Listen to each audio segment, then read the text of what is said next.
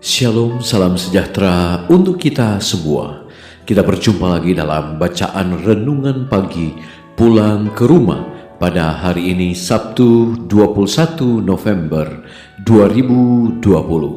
Dan judul pada hari ini adalah Jawaban Allah terhadap tuduhan-tuduhan iblis.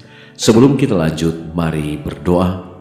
Bapa di surga, kami ada lagi pagi ini dengan tuntunan Tuhan. Kami rindu untuk merenungkan firman-Mu. Berfirmanlah karena kami siap mendengar.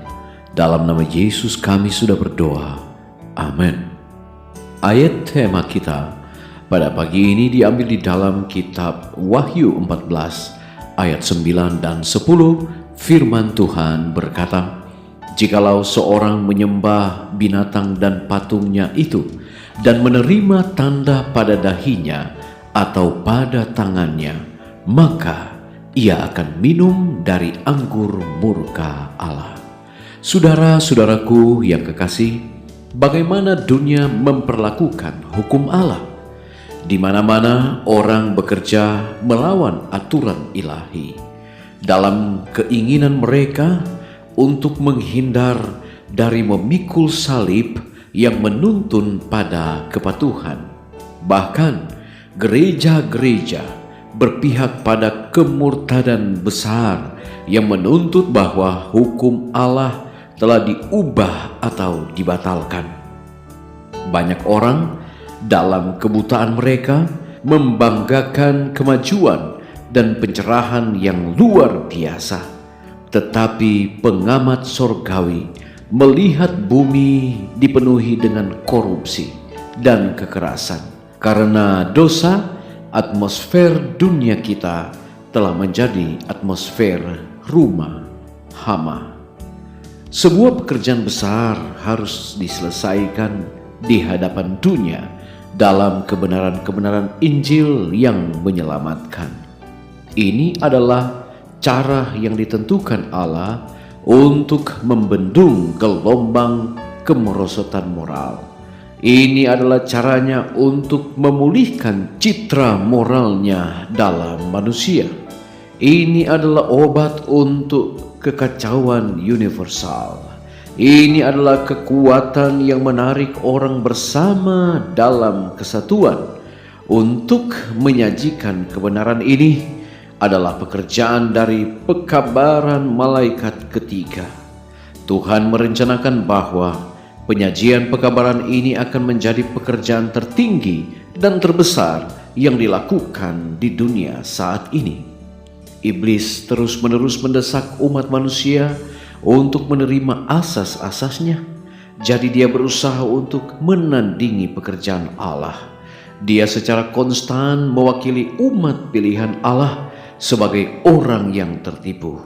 Dia adalah penuduh saudara-saudara, dan kuasa menuduhnya dia gunakan terus untuk melawan mereka yang bekerja bagi kebenaran. Allah menghendaki melalui umatnya untuk menjawab tuduhan iblis dengan menunjukkan hasil ketaatan kepada prinsip-prinsip yang benar. Saudara-saudaraku yang kekasih, semua cahaya dari masa lampau, semua cahaya yang bersinar di masa sekarang dan sampai ke masa depan, sebagaimana dinyatakan dalam firman Allah, adalah untuk setiap jiwa yang akan menerimanya. Kemuliaan cahaya ini, yang merupakan kemuliaan karakter Kristus, harus dimanifestasikan dalam orang Kristen, dalam keluarga, di gereja, dalam pelayanan firman, dan di setiap institusi yang didirikan oleh umat Allah. Semua rancangan Allah akan menjadi simbol dari apa yang dapat dilakukan untuk dunia. Mereka harus menjadi tipe kekuatan yang menyelamatkan dari kebenaran-kebenaran Injil. Mereka adalah agen-agen dalam pemenuhan tujuan Allah yang besar bagi umat manusia. Diambil di dalam Testimonies for the Church, jilid 6, halaman 10 dan 11. Mari berdoa. Bapa di sorga, kami mengagungkan Engkau ya Bapa. Kami bersyukur untuk berkat Tuhan. Kami boleh nikmati lagi pada hari ini. Terima kasih oleh karena kami boleh melihat akan pelajaran yang baik sehubungan dengan jawaban Allah terhadap tuduhan-tuduhan iblis. Kami bersyukur oleh karena melalui pelajaran pagi ini boleh mengingatkan kami bahwa di dalam kehidupan ini ada kuasa kegelapan yang saat ini berusaha untuk menjerumuskan manusia. Dan di dalamnya kami bersyukur oleh karena melalui Yesus Kristus kami boleh melihat satu atmosfer yang indah di mana Tuhan melalui Yesus Kristus menuntun umat-umat manusia untuk terus hidup di dalam kebenaran. Bapa di sorga, tolonglah kami ketika kami akan memulaikan setiap aktivitas hari ini.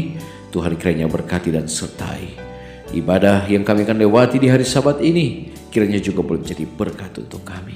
Berkati umat-umat Tuhan dimanapun berada, biarlah mereka semua ada dalam naungan dan lindungan Tuhan. Terpujilah Engkau ya Allah, dengarlah doa kami, ampuni dosa dan kesalahan kami. Dalam nama Yesus kami sudah berdoa. Amin. Puji Tuhan, pertemuan kita telah selesai. Kita akan jumpa lagi pada besok hari.